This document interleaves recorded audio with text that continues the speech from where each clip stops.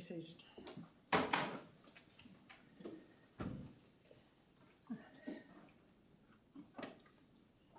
Mr. Sadler is. Thank you. Thank you, Commissioner. Ms. Prowse, would you prefer to take an oath or the affirmation? Affirmation, please. Can you please state your full name? My full name is Matilda Ruth Prowse. Thank you, and please follow the directions. I, Matilda Ruth Prowse, sincerely declare and affirm that the evidence that I give to this commission shall be the truth, the whole truth, and nothing but the truth. Thank you, Ms. Prowse. Yes, Mr. Sadler. Ms. Prowse, were you summoned to appear before the Perth Casino Royal Commission today? Correct. And the Commission provided with that summons a list of topics which will be covered during your examination? Correct. And the Commission invited you to prepare a written statement in relation to those topics? Yes, they did. And do you have a copy of the statement which you prepared? I do. And have you read the contents of that statement? I have. And do you have any corrections that you'd like to make to that statement? I do. Just one correction on page 7.30. Towards the bottom of that, there's a bracketed text that reads Duncan Ord or his deputy, Michael Connolly. That should read Mark Bearcroft. Sorry, which paragraph number was that? I just missed 30, Commissioner. And the transcript reference is GWC 0003 0006 0003 underscore 0007. So the amendment sought to be made is to delete. Sorry, Ms. Prowse, can you just... Michael Connolly, he had left at the point at which I had joined the commission, and Mark Bearcroft was in that position. So you want Mark Bearcroft substituted for Michael Connolly? Correct, Commissioner.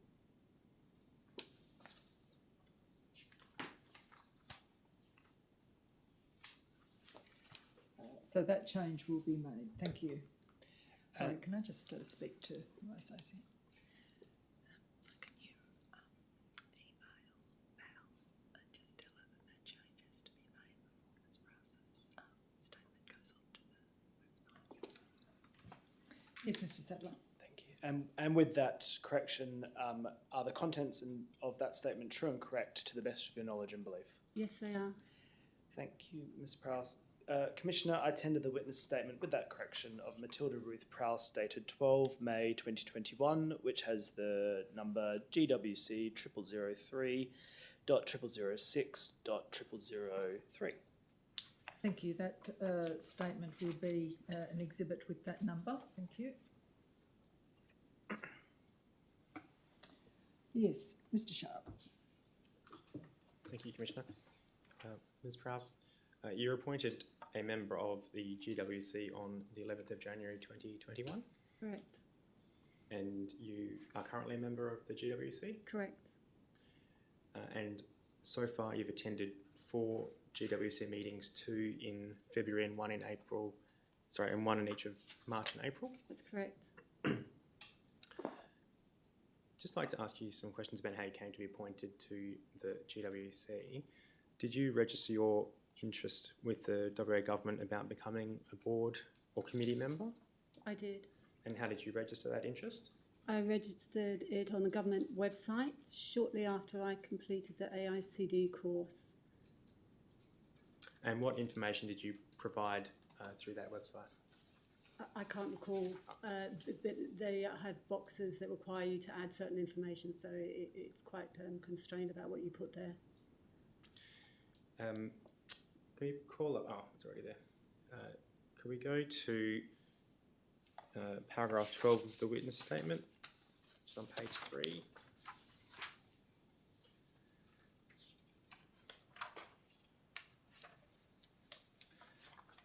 So paragraph 12, you state that you were approached by Ms. Alana Morris, Senior Policy Advisor in the Minister's Office in May 2020 and asked to provide your CV. Correct. And then you met with Ms. Morris and an Ali White regarding your potential appointment to the Commission. And who is Ali White? I don't recall her title, but she worked in the Minister's office and I think was a junior policy advisor or a policy advisor in the Minister's office. And you say that at the meeting the role of being a GWC Commissioner was described to you in broad terms? Correct. And how was the role described to you? In broad terms. What were those terms? What was the description that was given to you? There was no detail provided. It was very general terms in respect to the Commission being involved with the casino, with Crown Casino, with racing and issuing of licences. And at the time that you agreed to be appointed as a member of the GWC, what did you understand that that role would entail, the role of being a member of the Commission? Prior to my appointment, I was not fully aware through the meeting that I had with the Minister's Senior Policy Advisor. What was provided to me prior to that meeting and at my induction was the most current annual report of the department and email links to relevant legislation.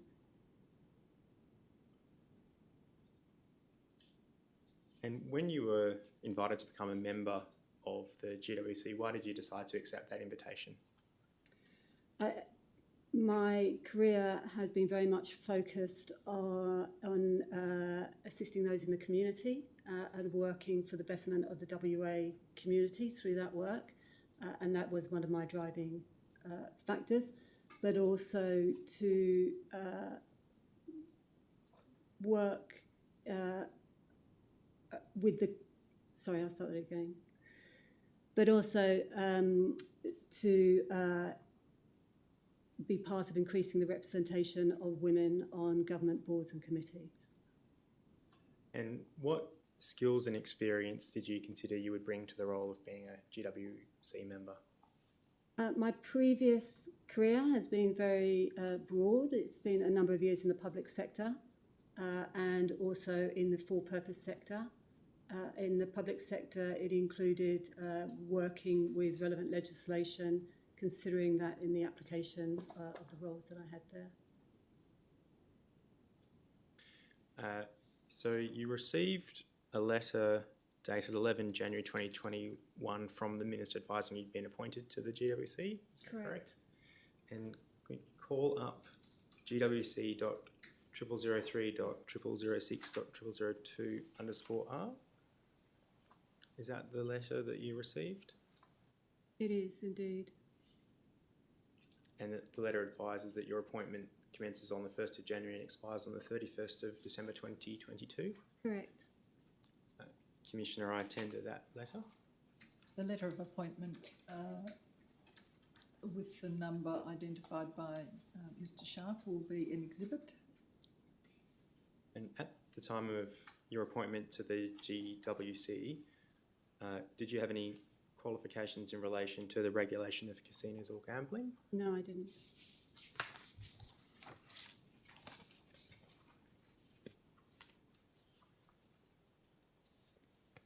If we then go back to the witness statement at paragraph 13.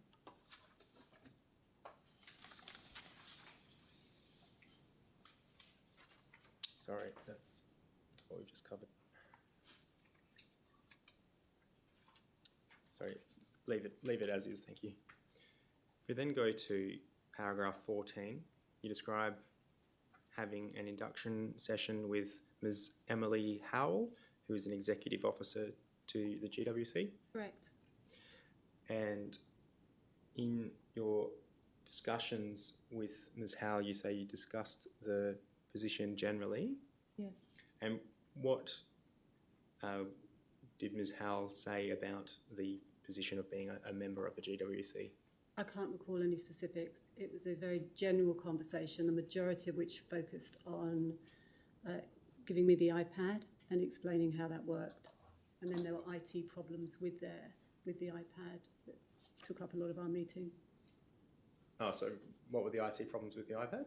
I don't know, that's why they got an IT person to come and look at it. So it wasn't working when they gave it to you, No, but it was working by the time you finished the meeting? correct.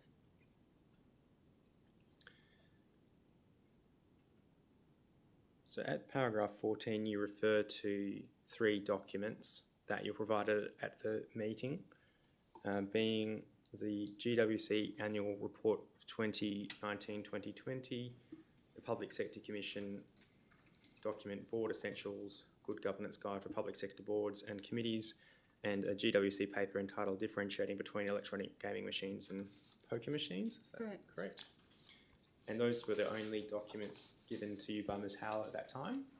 Correct, they were the only hard copy documents Okay. provided me. Only hard copy documents.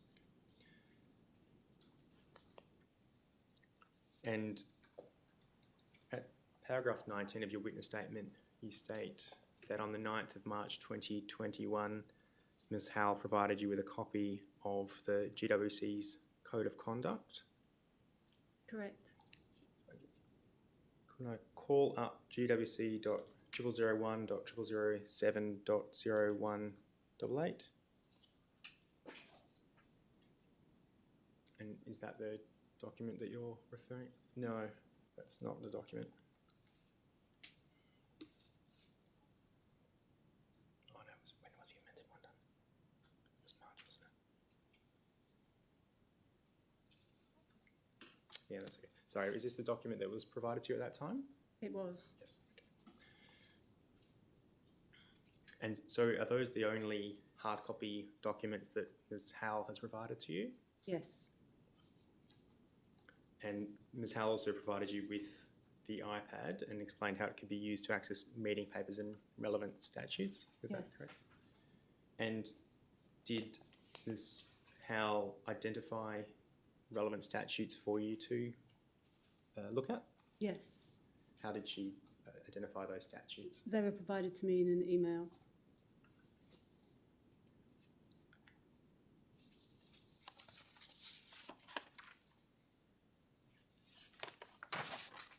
And what were the statutes that were identified? They were the Gaming and Wagering Commission legislation, regulation, the Burswood Casino, the betting and waging. I think they were all of them. And did Ms. Howell refer you to any other sources of information in your emails or otherwise? Not that I recall. And did Ms. Howell provide any policies to you, or any GWC policies to you? No, she did not. Turning then to paragraph 15.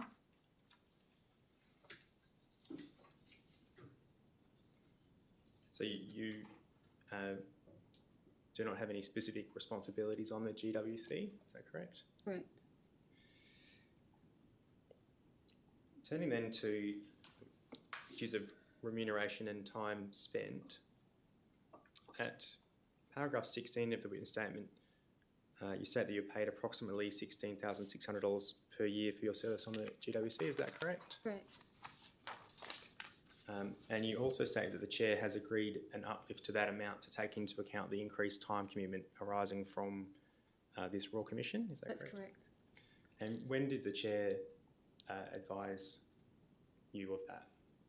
I believe that was a conversation that was had at the March meeting, at the March or April meeting, at which I raised it, and the commission and the chair confirmed that the matter would be taken to the Public Sector Commission for confirmation on the level of remuneration. So has the Public Sector Commission now set the level or agreed the level of remuneration? Not at this point in time. And how will the uplift be funded by, what will be the source of the funds for the uplift? Are you aware of how that will be funded? I'd be speculating, although the chair of the commission has indicated that the funding for all activities relating to the Perth Royal Commission will be met. Will be met from which source, did he say? No.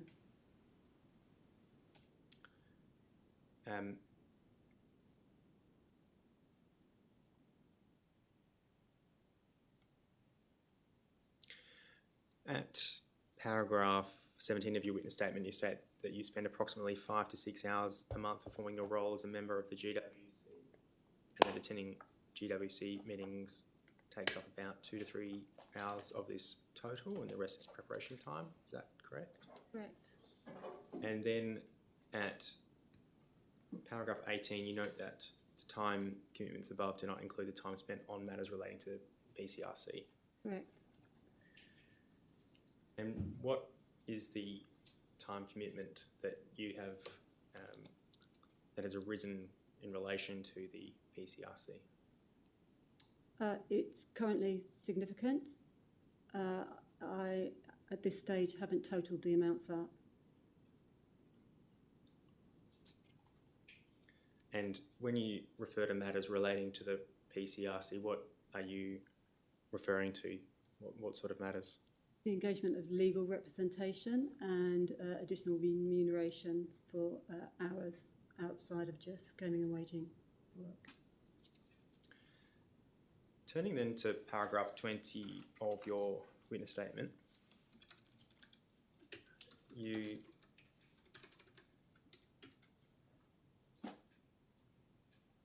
can we pop out paragraph 20, please?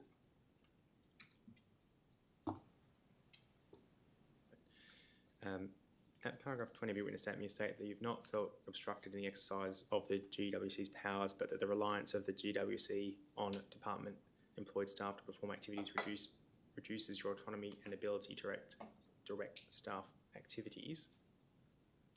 Is that correct? Correct. And how does the reliance on the GWC staff reduce your autonomy? I think in my observations, having attended 4 meetings, is that the full-time staff that support the activities of the Commission are employed under the Public Sector Act, and that places restrictions on our ability to direct their activities, because the Commission does not directly employ those members of staff. And in your view, would the Commission be able to operate with more autonomy if it directly employed its own staff? I believe so. We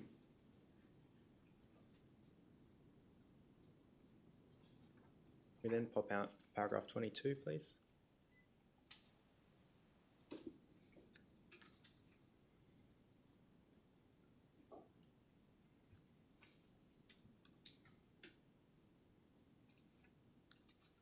Sorry, I should have said paragraph 21. My apologies.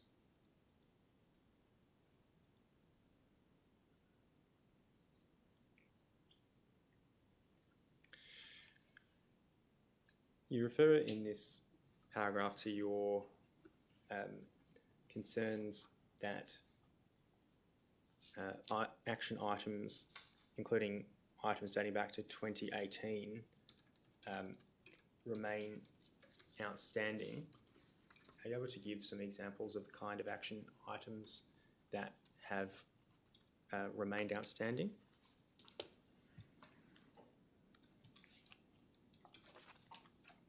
I'd need to review the action list to be sure. No, okay.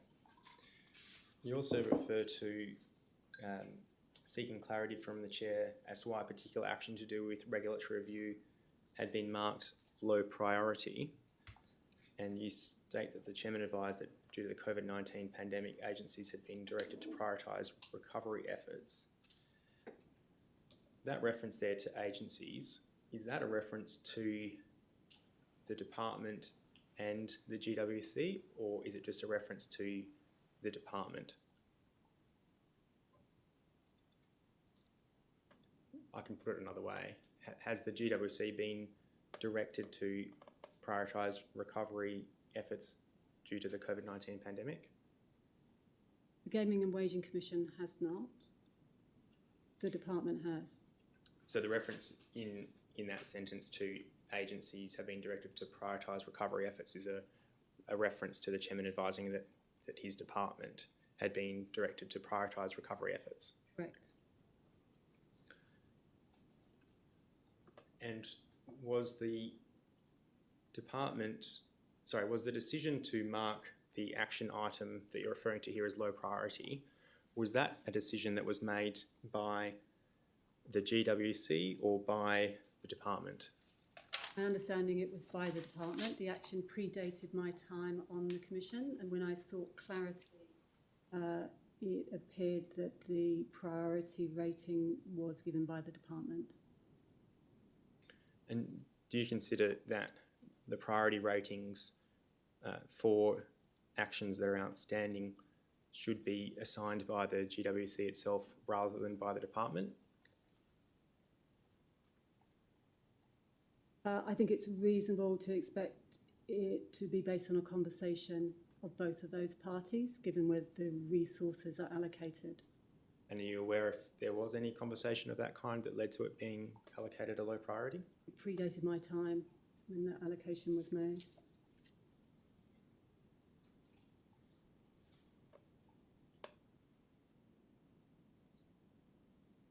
Apart from the example which you give in paragraph 21, are there any other examples of how the GWC's autonomy has been reduced by its reliance on the department?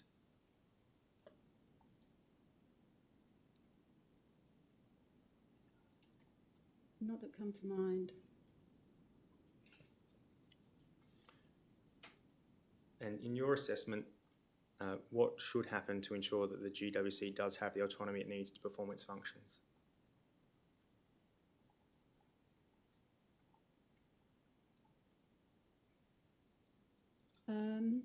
I think the answer to that question will come out of reviews like this. There is an opportunity to consider the independence of the GWC, both in terms of its staffing and its resourcing, its financial resourcing.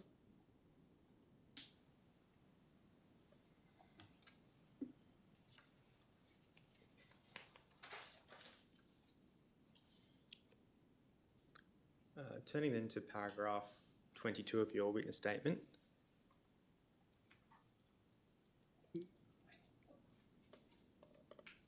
You state that you're not aware of any specific policies and procedures regarding the exercise of the GWC's power or the discharge of its responsibilities and obligations in respect of the regulation and oversight of the Perth Casino. Is that correct? Correct.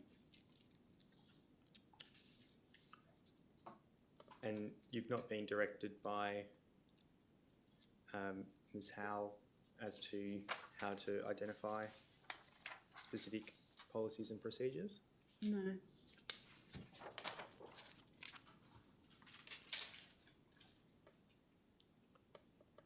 And you note at paragraph 22 that you're aware of the existence of the casino manual, which mandates certain procedures, but you've not read it or been provided with a copy of it. Is that correct? Correct.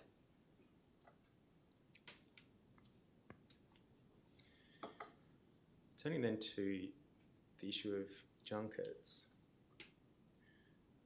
you address this at paragraph 24 of your witness statement. At the second meeting you attended, the GWC issued a direction to Crown to stop junket operations. Is that correct? Correct. You can call up GWC.002.0016.0369.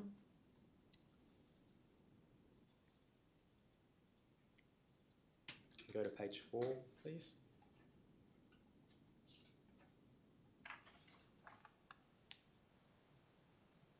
And can you also show page 5, please?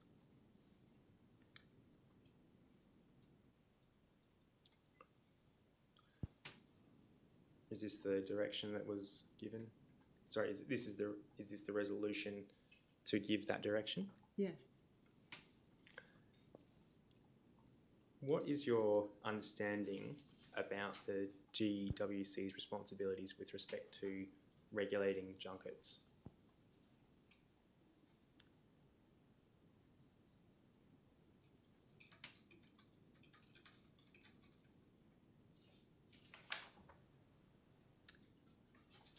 Could you reframe that question?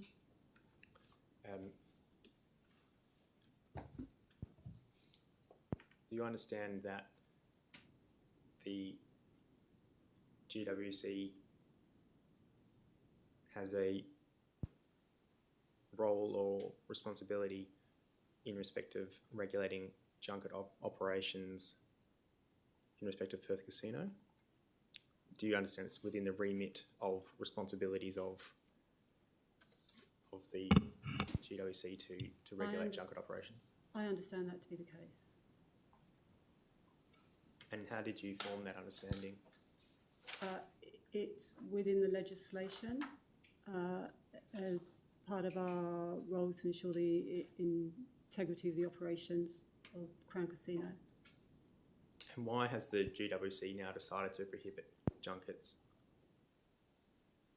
In relation to this matter, it was following the outcome of the Bergen inquiry and recommendations there.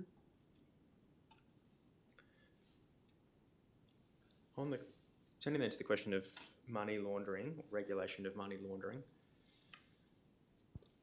at paragraph 25 of your witness statement, so you can go back to the witness statement now. And over the next one.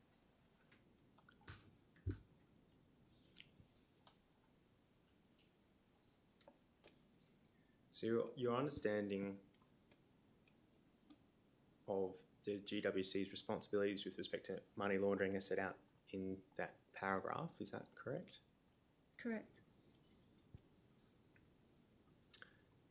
And you state your understanding that the GWC has a responsibility to report any issues with money laundering to other authorities? Correct. And you state that the GWC and the relevant regulator will then work on a strategy to address the issue? Yes. Is it your understanding that the GWC has a responsibility to actively monitor and investigate whether money laundering is occurring at the Perth Casino?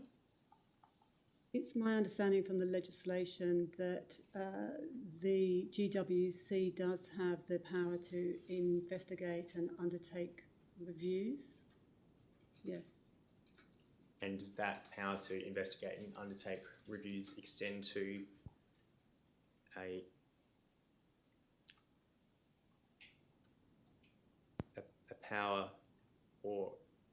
extend to a responsibility to monitor and investigate money laundering, in your view?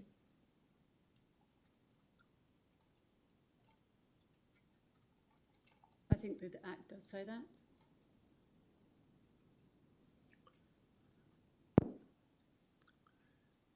In your witness statement, you refer to the relevant regulator.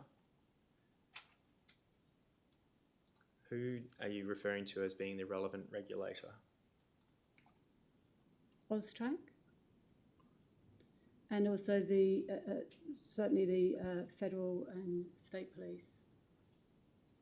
And so how do you understand the responsibility for monitoring or investigating money laundering at Perth Casino to be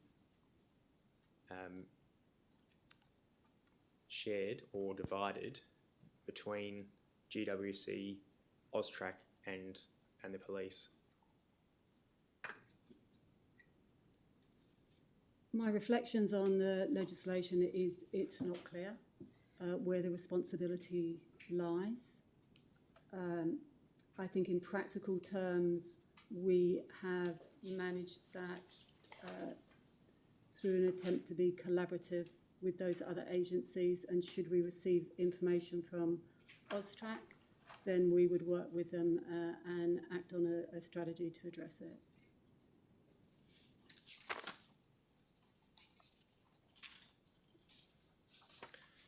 Turning then to the question of the infiltration of criminal elements into casino operations. Do you understand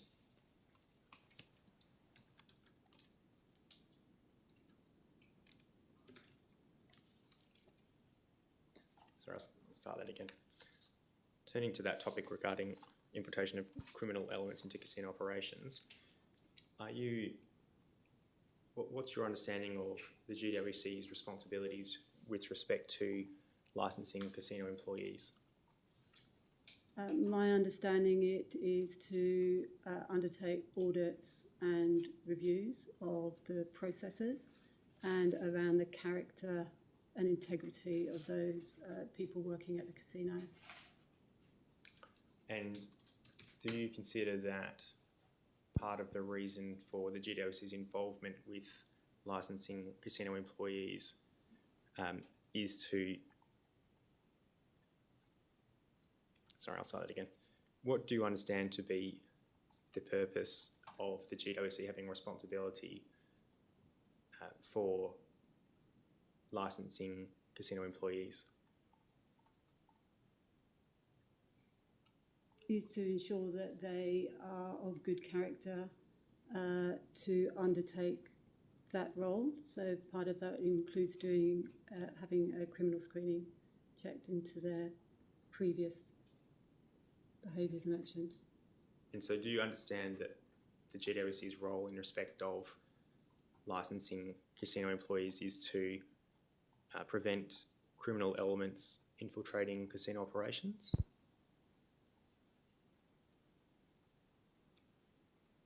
No. Do you understand the GWC to have a role to play in preventing criminal elements infiltrating casino operations in other ways? I think by working collaboratively with, for example, AUSTRAC or the Federal Police, should they become aware that criminal elements are involved in the casino, to work with them around addressing those issues.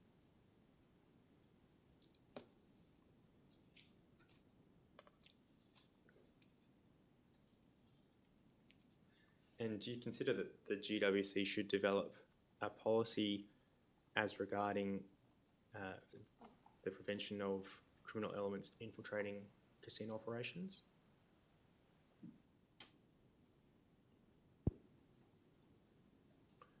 I'm unsure. Turning then to paragraph 30 and the question of support from the department.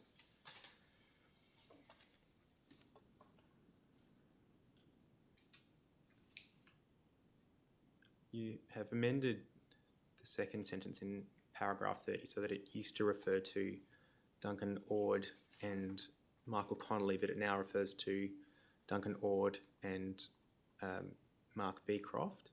That's correct? Correct. And in this sentence, as it was originally drafted, you referred to those two people as being very experienced. Correct.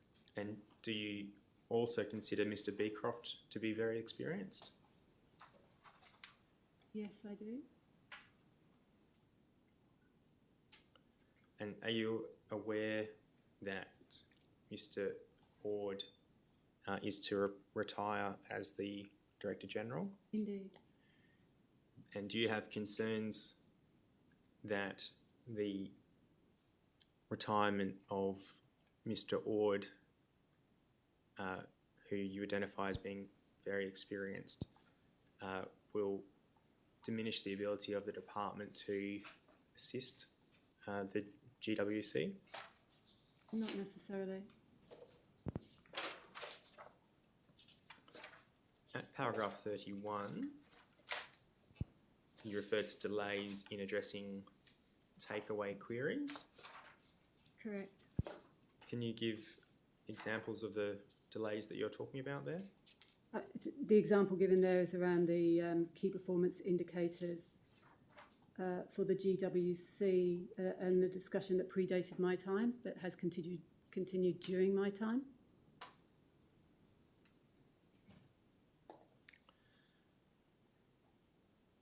At paragraph 35 of your witness statement, you refer to raising a conflict of interest. I call up GWC.0003.006.001.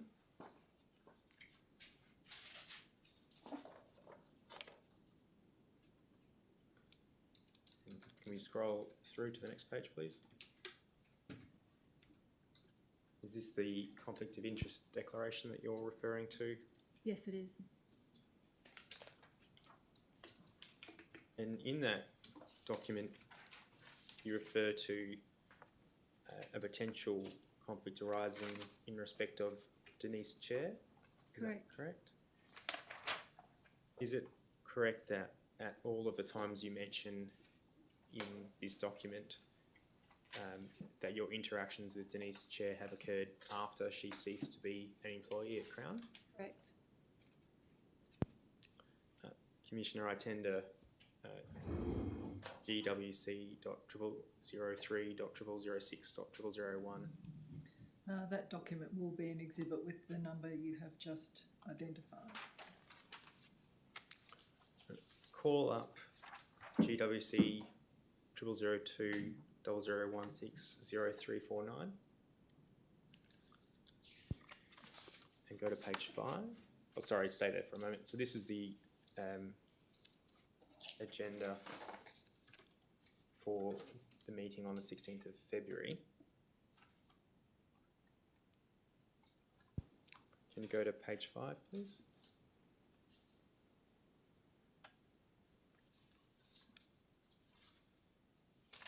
This agenda item concerns a delegation being made to the Director of Strategic Regulation.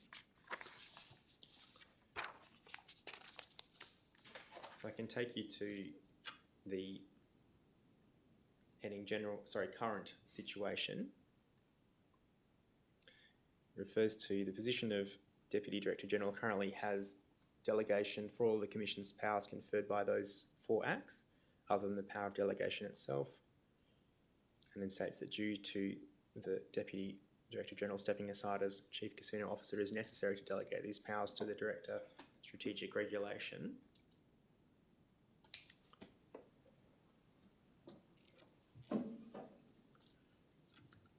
Are you familiar with the stepping aside of the Deputy Director General? Yes. And that, do you understand the reference to the Director Strategic Regulation becoming the CCO to be a reference to Mr. Beecroft? Yes. If we then go to page 7.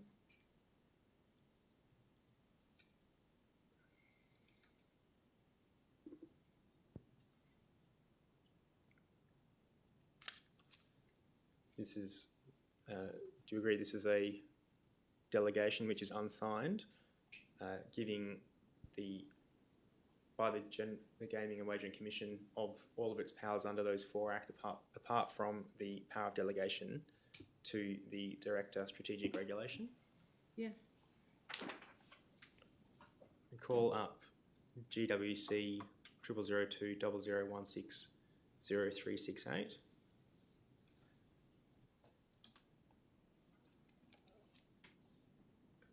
And then turn to page, so this is the minutes of the meeting on the 16th of February 2021. And we then turn to page 3, please.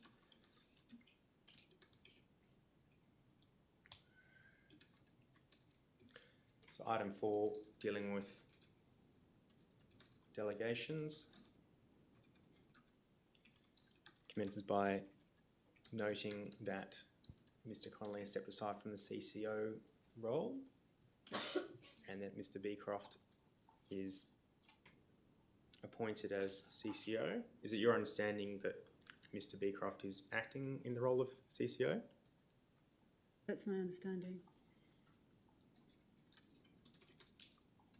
And the minutes record that the GWC resolved to delegate to the Director of Strategic Regulation the powers conferred on the GWC by those 4 acts other than the power of delegation itself. Yes. Do you agree with that? Are you aware of whether the instrument of delegation has been signed? I'm unaware of that. And why was the delegation made to the Director Strategic Regulation position rather than to Mr. Beecroft personally? I'm unable to answer that. And why was the delegation made of the powers generally rather than specific powers? I'm unable to answer that.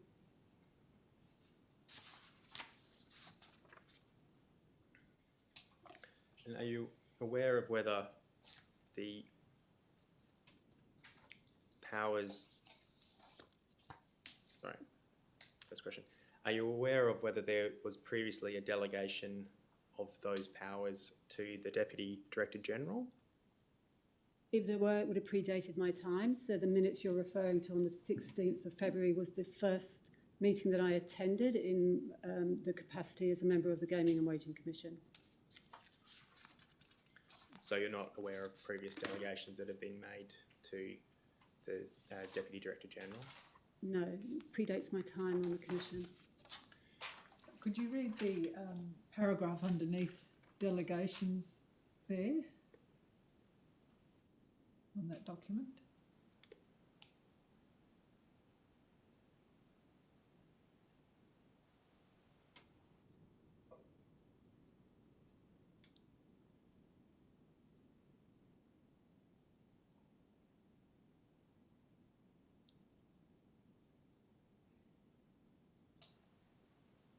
Do you, having read that, do you think the meeting was told that Mr. Connolly, as Deputy Director General, had the powers that were now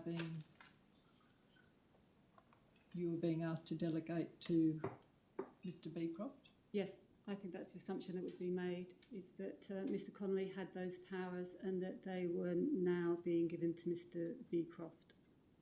Thank you, Mr. Chair. And are you aware whether the powers that had been delegated to the Deputy Director General have been revoked in light of Mr. Connolly stepping aside from the CCO role? I'm unaware of that. Turning then to the question of skills matrix, has the GWC developed a skills matrix for GWC commissioners? Not that I've seen or been made aware of. And has the GWC ever received a formal statement of expectation from the Minister in respect of its roles and responsibilities? Not that I've seen or been made aware of. No further questions, Commissioner. Thank you, Mr. Sharp. Now, Ms. Prowse, there's a number of other lawyers who act for different parties, and I'll now ask them whether they've got any questions for you. Seawood acts for the department. Mr. Malone, who's sitting next to her, acts for Mr. Connolly, and then Mr. Garros, who's at the end, acts for Crown. So they may or may not have some questions. Thank you, Ms. Seawood. Just briefly, Ms. Prowse, I appreciate you've only been to a few meetings. The first meeting was a special meeting. Correct. To look at the Bergen report. So leaving that first meeting aside and thinking about the remaining meetings, you've described in your statement the process of the agenda papers being prepared. Is it fair to say that at the meetings, the Commission members then consider each agenda paper, discuss what's required of them and make a decision if needed? Correct. And do you understand that it's the role of the Commission members to make the decision? You don't have to follow what the Department officers say necessarily. That's correct.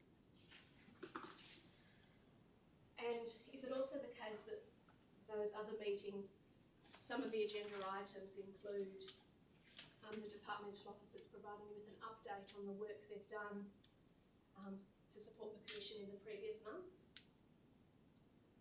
For example, there's a summary of the audits and inspections that have been undertaken. Yes, there is. And there'll be a summary of casino gaming action. Correct. Which is the casino, and a summary of their Crown Purse responsible gambling statistics. Yes. And also that whilst the questions you've been asked focus on the Commission's role in relation to the casino, there are other topics and other matters that the Commission has responsibility for as well. There are. And the departmental officers will provide the same sort of information about all those other aspects of the role. Yes. No further questions? Thank you. Mr Malone. No questions. Mr Garros. No questions, thank you, Commissioner. Thank you. I just have a few questions, Ms Price, just to clarify your evidence. So, do I understand that your first meeting by the first meeting of February 2021, Mr Connolly had stood aside as the Chief Casino Officer? The first proper board meeting, as it were, that is part of our normal schedule was the 21st. The first meeting I attended was on the 16th, which was a special meeting. My understanding is that Mr Connolly had stepped aside at the point of which that second meeting in February occurred. So did he attend either of those meetings in February?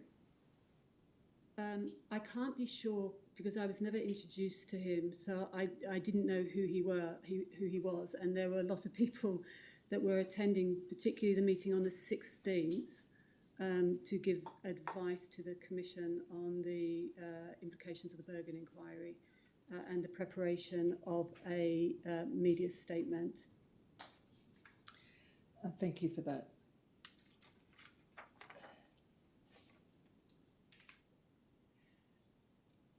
The GWC Code of Conduct, which you were shown, do you understand that that Code of Conduct applies to the departmental staff who service the GWC or not? My understanding is that that document is purely for the Gaming and Wagering Commission board members, and that my recollection of that document is that it states that all other staff that are involved in assisting the Commission come under the Public Sector Commission's conflict of interest. Do you think that departmental staff who provide services to the GWC should report conflicts of interest to the GWC or not? They should report conflicts.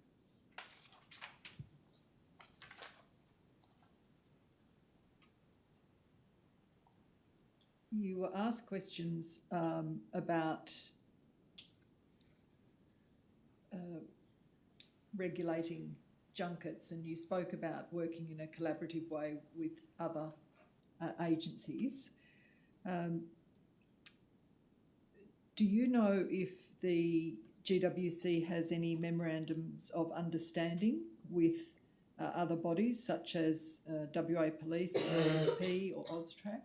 I'm not aware of any formal MOUs and have not seen any documents. So when you say you understand that GWC does work in a collaborative way, what leads you to that opinion?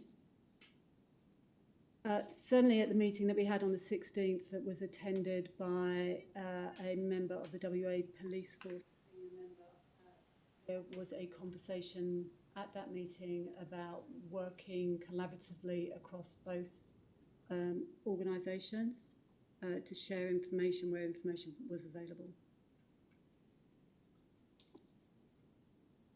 You were asked about ways to improve the autonomy of GWC, and you said that the answer may well come out of this inquiry.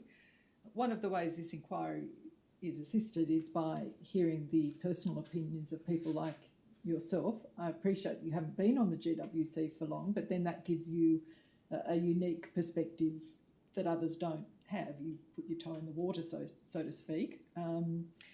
So do you have personal opinions about how the operation of the GWC could be improved?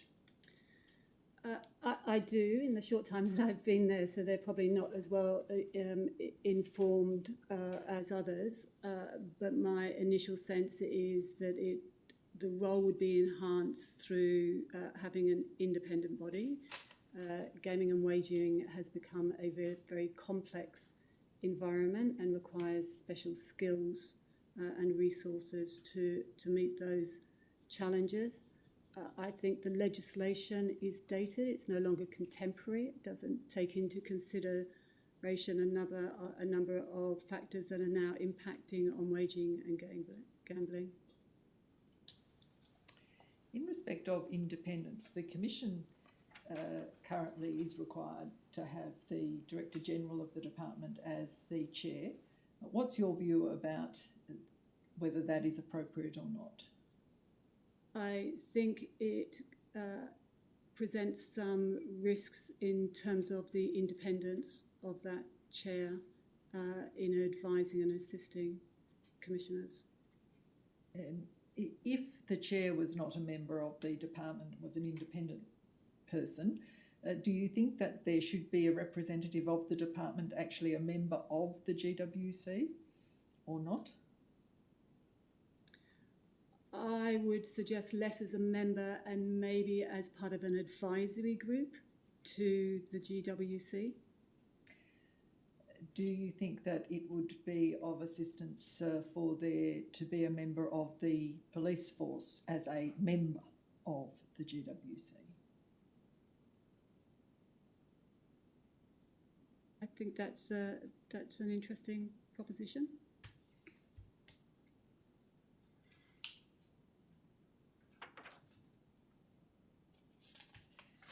Can I ask you about your understanding of the Problem Gamblers Support Services Committee?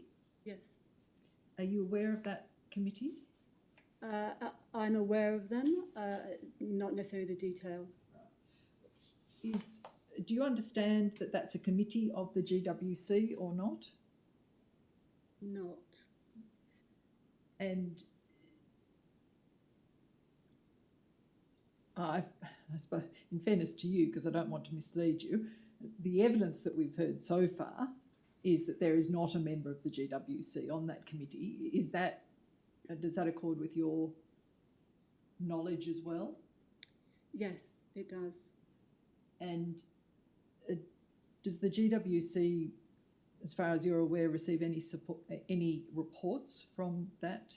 Not that I've seen in any of the board papers that have been available during my time.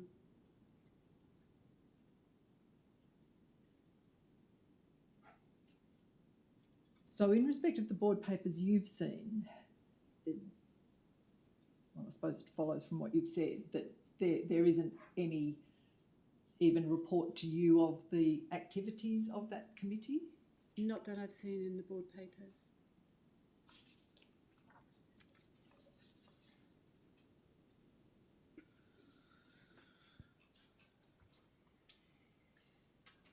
I appreciate you've only been on the committee, on the commission a short time, so don't interpret this as sort of any kind of criticism, but I just wanted to know whether you were aware that the casino can only provide credit or loans to gamblers with the consent of the GWC. Did you know that? No, I did not. Did you, and do you know now whether the GWC has any directions or whether there's anything in the casino operations manual? Well, no, I'll put that to one side. Are you aware whether there are any directions which govern the granting of credit or loans to gamblers by the casino? Not that I've seen or been made aware of. In respect of the casino operations manual, you say that you're aware of that. Who do you understand has the power to make changes to that manual? It's only in recent times that I've become aware of that, through probably meetings from March onwards, that manual exists.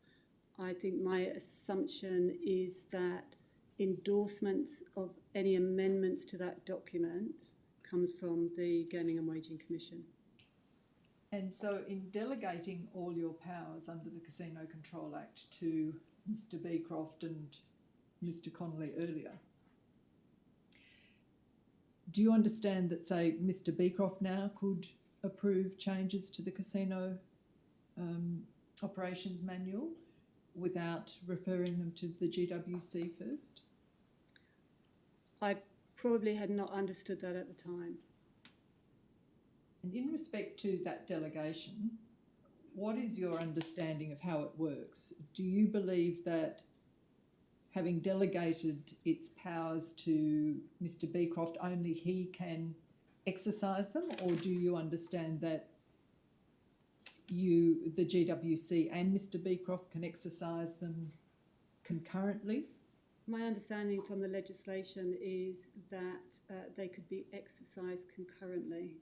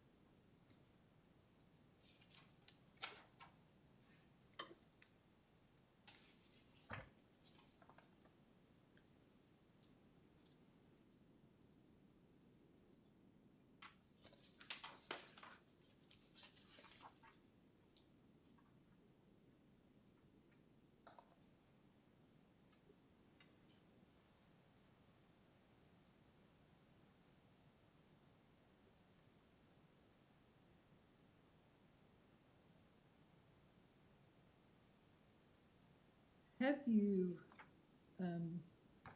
formed any opinion about the adequacy of the financing of the GWC?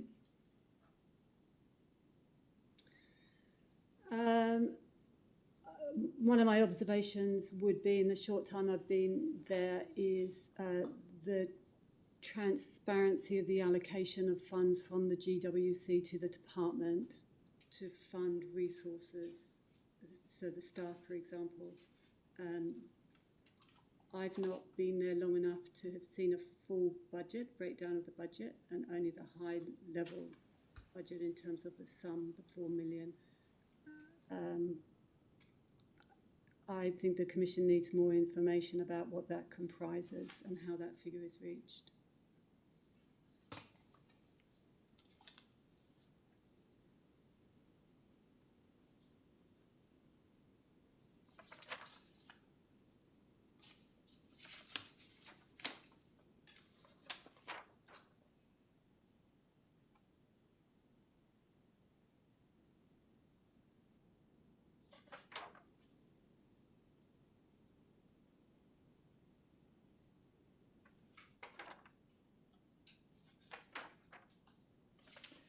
That's all the questions that I had, Ms Prowse. Thank you. Now, Council, are there any questions arising from them? Mr Shah? No, thank you, Commissioner. Ms Seward? Mr Malone? Mr Garros? No? No, thank you, Commissioner. Thank you. Yes, Mr Sadler. Thank you. Just a couple of points. Can we pull up paragraph 11 of your witness statement, if that's possible?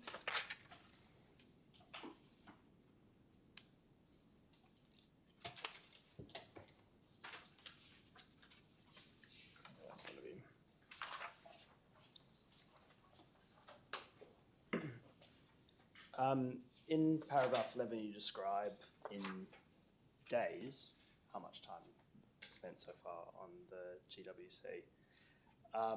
Can you please describe to the Commission whether you feel you, given that amount of work you spent, have a good grip of the legislation and the policies and the procedures of the GWC and all the players and the regulation of the casino and everything else that the GWC does?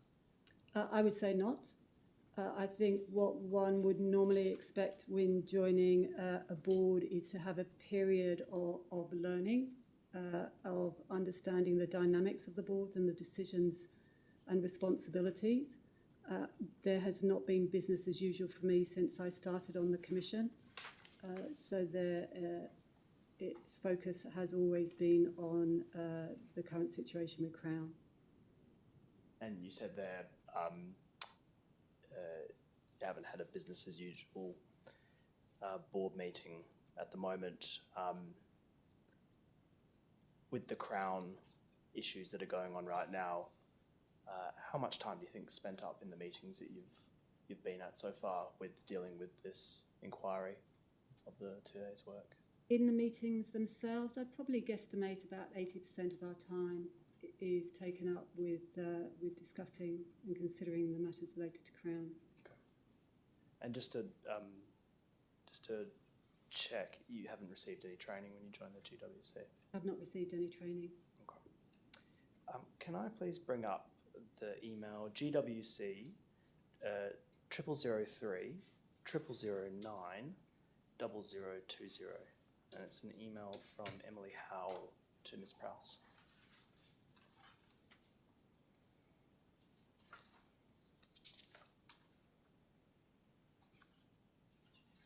Now, you were asked, I'll give you a chance to read that in a second, and you were asked some questions about what hard copy material you were provided when you joined the GWC. And I believe, and I'll get corrected if I was wrong, that one of the documents that you were shown was the GWC Code of Conduct. And could you just read this email for me for a second and see if that, you'll see it's dated 9 March 2021. Do you recall if you were provided with the Code of Conduct in hard copy when you joined the GWC? Or did that come later? I think on reflection I was provided with a hard copy, and then this email followed on the 31st of January. I'll just show you one document. Could we pull up GWC 0001 must be a 000 007 0187. It should be the board, board essentials. Just to check, was this the document that you were provided when you joined Correct. and not the Code of Conduct? Or both? I can't be sure, but I think it was the Code of Conduct as well. Just one more question. We were asked some questions regarding the GWC's ban of junkets, and I think they asked, you were asked on what basis the GWC banned junkets, essentially. I think your answer was in response to the Bergen inquiry and recommendations from the department. That was the answer that you gave in respect to that. Can we pull up GWC 0002 0016 0346?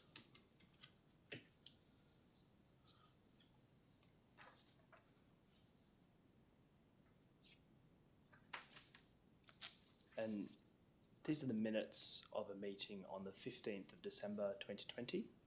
And you'll see the attendees there. And it's correct that you weren't a member at this stage. Correct. And if we go to page 9 of this document, I believe we were discussing Resolution 235 of 2020, which is to ban junkets. And when that resolution was made, you were not a member of the GWC. That's correct.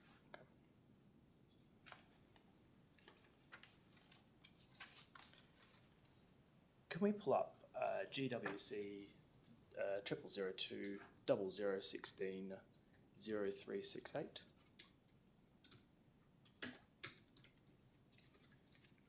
And then I think we want page 3, I think.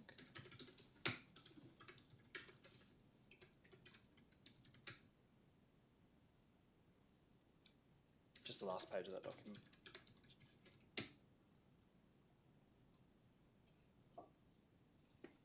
Now, this was 16th of February, so this was the first meeting that you attended. Correct. Now, Resolution 3, 2021, Roman 1 there, support the appointment of Mark Beecroft as Chief Casino Officer. Do you remember much discussion about Mr. Beecroft's appointment in the meeting? No, I don't. Okay.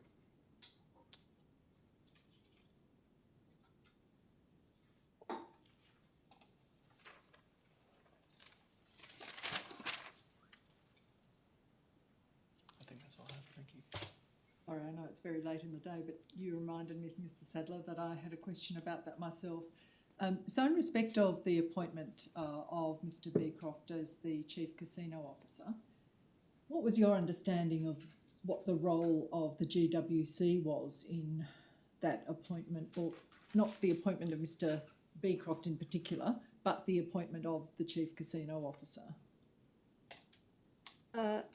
My understanding in terms of the legislation is that the Gaming and Wagering Commission are unable to, doesn't have the powers to employ full-time positions. We only have the power to employ casual and part-time positions, so that would have come from the department recommendation for Mark Beecroft. So do you think that the GWC could have said to the department, we don't accept that appointment, we want to either look for someone ourselves, or we want you to go and find us someone else? I think we could have done that. I feel that opportunity to have those conversations are available in those meetings. We could have asked for more details about his experience and knowledge. It was my first meeting. At that point in time, I almost didn't know the questions to ask, but I think on reflection, we could have asked more in-depth questions of suitability and capability. Thank you. Are there any questions arising from those few questions? No, thank you, No? Commissioner. No, Commissioner. Thank you. Ms Prowse, the situation is this, that as you will see, I'm sitting by myself today, and so the other two commissioners have not had the opportunity to hear your evidence. The plan is that they will review your evidence either by reading the transcript or watching a recording of your evidence. It is possible that they will have some questions for you arising from your evidence. If that is the case, you will be, or your lawyer will be sent those questions in writing, and you will be asked to reply in writing. It may be that there will be the need for you to come back and give some further evidence orally, but that's probably unlikely. Because of the need for the other members to review your evidence, I won't be releasing you from giving further evidence at this time, but you should be advised through your lawyer within a fairly short period whether you are required to answer further questions or not. Thank you, Commissioner. So thank you very much for coming here today and giving your evidence. It's been most helpful, and you're certainly free to go now. And the hearing can now adjourn. Thank you, Council. Right.